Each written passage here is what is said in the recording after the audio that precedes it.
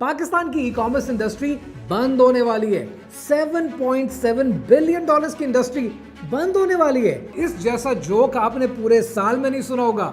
होश उड़ जाएंगे आपके। And the worst is no one is even talking about it. और इस इंडस्ट्री में कौन लोग जो इफेक्ट होंगे? वो लोग बहुत ज्यादा तादाद में, हजारों छोटे छोटे स्टोर्स हैं जो ऑपरेट करते हैं। कोई घर से बैठकर शॉपिफाई का स्टोर चला रहा है, कोई अपने कमरे से बैठकर डिलीवरीज करवा रहा है। ये सारे स्टोर्स जो हजारों की नहीं बल्कि लाखों की तादाद में, all of these stores are under an effect. अब ये सारा इशू होता कैसे है? Let's understand. देखिए, इस दुनिया के अंदर बहुत सारे मुल्क हैं। बहुत से मुल्क ट्रेड करते हैं आपस में, एक दूसरे के साथ कारोबार करते हैं ना, लेन देन करते हैं। जापान बहुत अच्छी गाड़ियां बनाता है तो शायद जापान चावल नहीं बनाता होगा, तो जापान अपनी गाड़ियां देके चावल लेने की कोशिश करता है। पूरी दुनिया में ट्रेड होता है। जितना ये ट्रेड होता है ये वर्ल्ड ट्रेड ऑर्गेनाइजेशन के अंडर होता है, जिसके बहुत से कंट्री सिग्नेटरीज हैं। पाकिस्तान भी उनमें से शामिल है। अब ये जो WTO है, WTO का एक रूल है सारे ममालिक के लिए। वो रूल ये है कि देखो, अगर एक मुल्क दूसरे मुल्क से ट्रेड कर रहा है तो उस मुल्क ने जब भी कोई चीज़ दूसरे मुल्क को बेचनी है तो या तो वो बाय एयर जाएगी चीज़, या बाय रोड जाएगी, या बाय सी जाएगी, जहाँ पर वो पोर्ट से गुजरेगी।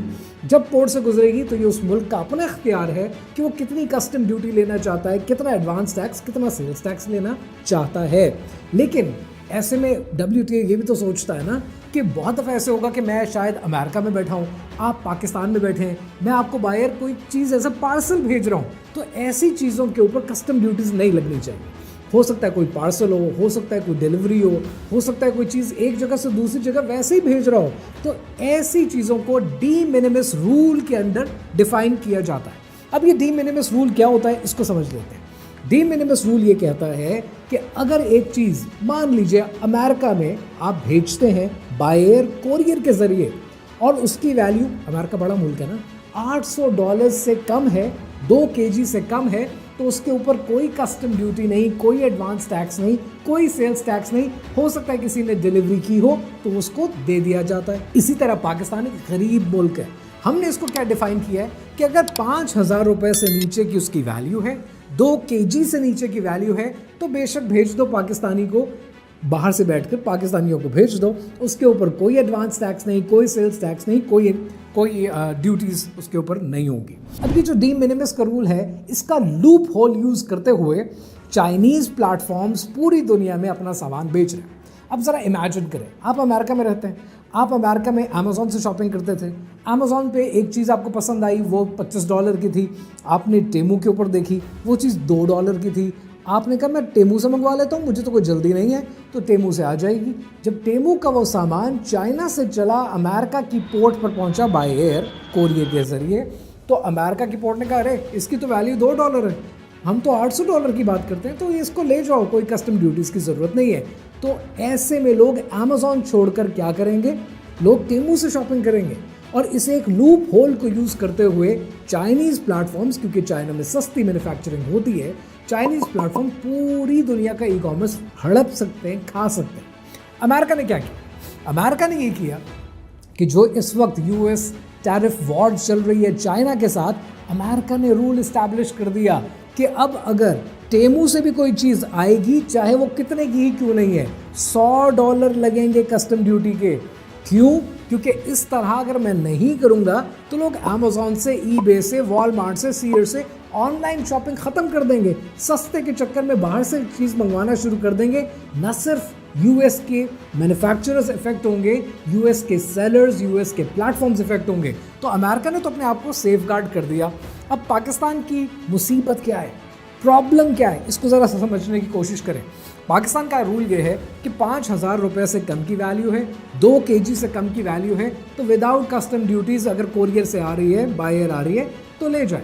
अब सोचें, अगर टेमू के ऊपर मौजूद चाइना के मैन्युफैक्चरर्स पाकिस्तान सामान भेजना शुरू कर दें और उनको कोई custom duty, advance tax, sales tax नहीं देना पड़ेगा, तो आप हैं उसके मुकाबले में जो ई कॉमर्स कर रहे हैं पाकिस्तान में, आप जाते हैं चाइना या ऑनलाइन या अलीबाबा के थ्रू, आप सामान जब पाकिस्तान मंगवाते हैं तो आपको तो ये सब कुछ पे करना पड़ता है। दूसरा, आप इन्हीं मैन्युफैक्चरर से ख़रीद रहे हैं, तो सोचें इस मैन्युफैक्चरर की ये कॉस्ट है और यहाँ वो प्रॉफिट रख के आपको बेचता है।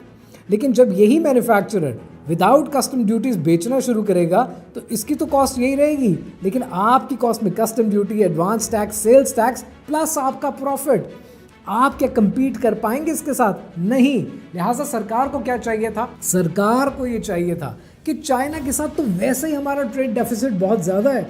चाइना के साथ ट्रेड डेफिसिट का ये हाल है कि चाइना से हम 9.5 बिलियन डॉलर्स का सामान हर साल इंपोर्ट करते हैं, 1.5 बिलियन डॉलर्स का एक्सपोर्ट करते हैं, 8 अरब डॉलर का डेफिसिट है हमारा, जिसके अंदर ये सब कुछ शामिल नहीं है जो कोरियर के थ्रू, डी मिनिमिस रूल के थ्रू हो रहा है। And that is alarming. और इसका कसूरवार मैं किसको ठहराता हूँ? ज़ाती तौर पर मैं शायद सरकार को, शायद PMLN को, शायद पीपल्स पार्टी को, शायद PTI को इसका कसूरवार नहीं ठहराता। इसका असल कसूरवार है वो ब्यूरोक्रेसी, वो अफसरशाही जिनका काम था पॉलिसीज़ बनाना, जिनकी नज़र होनी चाहिए थी कि दुनिया में क्या हो रहा है, हमारा ट्रेडर मारा जाएगा, हमारा होलसेलर मारा जाएगा, हमारा ई-कॉमर्स का प्लेयर मारा जाएगा। They were not bothered enough to look into it. उन्होंने देखा तक नहीं, उनको पता तक नहीं है। ये है इनकी जहालत का हाल। ये जो नौकरी करते हैं ना कुर्सी पे बैठकर अफसरशाही, 32 डिग्री में जब 16 डिग्री के इनके AC चल रहे होंगे तो इनको खाक समझ में आएगी कि एक कमरे में पंखे के नीचे बैठकर ई-कॉमर्स करने वाले का हाल क्या होता है। They do not understand this. इसीलिए इनका जागना बहुत ज़रूरी है। अब बात करते हैं इसके सोल्यूशन की। देखो अब आगे होने क्या वाला। अगर तो सरकार ने होश के नाखून ले लिए, ये जाग गए तो बहुत अच्छी बात है। टेमू का हाथ रोकने की ज़रूरत है, अली एक्सप्रेस का हाथ रोकने की ज़रूरत है, वरना आपके प्लेटफॉर्म जुड़ जाएंगे, आपके ट्रेडर्स सड़क पे आ जाएंगे। जो ई-कॉमर्स में वो अय्याशी कर रहे थे ना, जो सुकून मना रहे थे कि 4 पैसे कमा रहे थे इज्जत के, वो कमाने बंद हो जाएंगे।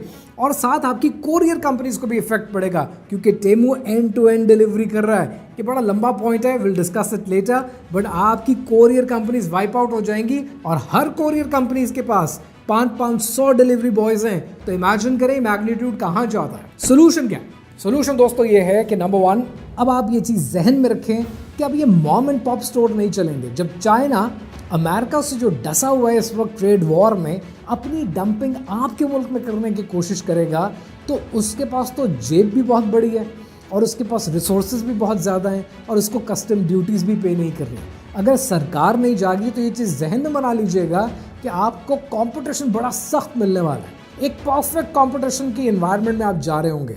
तब ऐसे में कौन से स्टोर्स चलेंगे जिनकी जेबें बहुत भारी हैं, जो बल्क में सामान चाइना से ला सकते हैं, जो बहुत ज़्यादा सामान लाकर बड़ी लो प्राइस पे ला सकते हैं, दे विल एग्जिस्ट। यानी हर e-commerce store has to be investor backed, हर product has to be investor backed. तो अगर आप ऑलरेडी ई-कॉमर्स का स्टोर चला रहे हैं, it would be good to have a couple of investors with you, ताकि आप सेफ गार्ड हो जाएं, ताकि जितनी कम बाइंग आप करके लाते हो ना 1 लाख रुपए की, 2 लाख रुपए की, उसमें आपको वो प्राइस पॉइंट नहीं मिलते चाइना से जितनी बल्क बाइंग में मिलते हैं। तो अगर आप वो बल्क बाइंग के प्राइस पॉइंट एंजॉय कर पाए, then only you will survive. Number 2, Chinese platforms Temu अभी बेच रहा है पाकिस्तान में, ये आगे भी बेचते रहेंगे।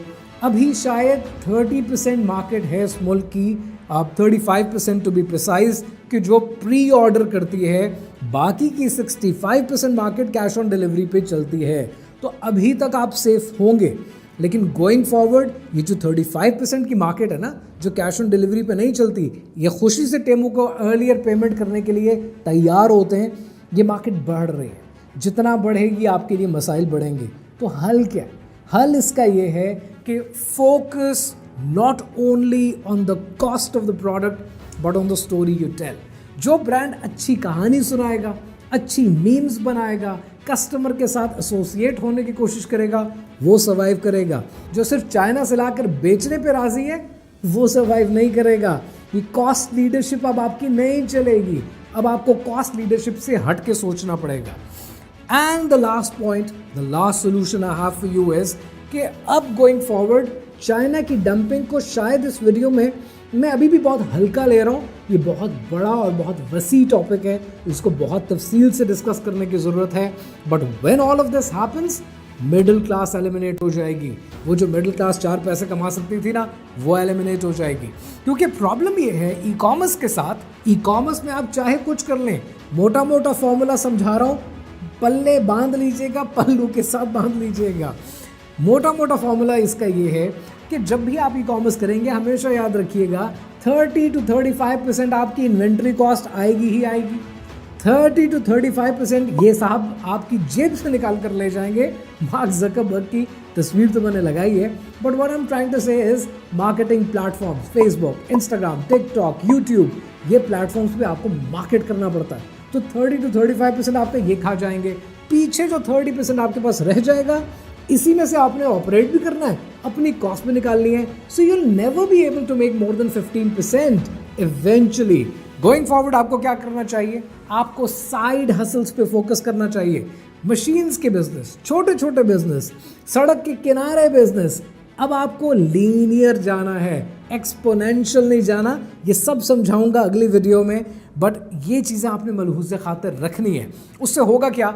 आपकी इन्वेंट्री कॉस्ट ज़ीरो हो जाएगी, आपकी मार्केटिंग कॉस्ट ज़ीरो हो जाएगी, आपकी वन टाइम इन्वेस्टमेंट होगी, आपके रिटर्न सस्टेनेबल होंगे, सस्टेनेबल के साथ साथ स्केलेबल होंगे। गोइंग फॉरवर्ड आपको चाइना पर से अपनी रिलायंस कम करनी पड़ेगी, क्योंकि आपकी बेतहाशा इन्वेंट्री कॉस्ट है 30 to 35% जो आपको हर दफ़ा पे करनी है। To do all of that, जब मिडिल क्लास एलिमिनेट हो जाएगी ना, मिडिल क्लास किसी भी कौम की बैकबोन होती है। We don't want Pakistan's middle class to eliminate. To ensure कि मिडिल क्लास चलती रहे, even I am backing everything on to this new venture. और मैंने क्या किया पिछले 1 साल में? पिछले 1 साल से मेहनत करके we are putting up a factory in Pakistan. और उस इंडस्ट्रीज़ का फ़ायदा क्या है? ये वो दौर में मैं इंडस्ट्री लगा रहा हूँ जब लोग कहते हैं पाकिस्तान में मैन्युफैक्चरिंग ना करो, लेकिन ये इंडस्ट्री, ये फैक्ट्री क्या बना रही है? ये छोटी छोटी मशीन्स बना रही है जिससे लोग अपना कारोबार शुरू कर सकते हैं, साइड हसल कर सकते हैं, साइड इनकम शुरू कर सकते हैं। इस कंपनी का नाम है स्टार्टअप जोन। और स्टार्टअप जोन से आप कैसे मुस्तफ़ीद हो सकते हैं, कुछ पूछना उसके हवाले से तो फेसबुक पर, इंस्टाग्राम पर DM कर दीजिएगा, टीम से बात कर लीजिएगा, स्टार्टअप जोन के पेज को विजिट कर लीजिएगा, स्टार्टअप जोन की टीम से बात कर लीजिएगा। My aim is very simple, I am helping people out start their business, कि लोग अपने कारोबार शुरू करने के काबिल हो जाएं। रही बात अब आपको क्या करना है अपने ई कॉमर्स के लिए, सोल्यूशन बड़ा क्लियर है कि इससे पहले कि आपकी ये मिडिल क्लास ई कॉमर्स से एलिमिनेट हो जाए, इन्वेस्टर बैक्ड प्रोडक्ट्स लॉन्च करें, आवाज़ उठाएं कि सरकार आपकी बात सुने और टेमों का हाथ रोके। And lastly, start focusing on side hustle. मैं हूं इम्तिनान, मे अल्लाह ब्लेस यू ऑल।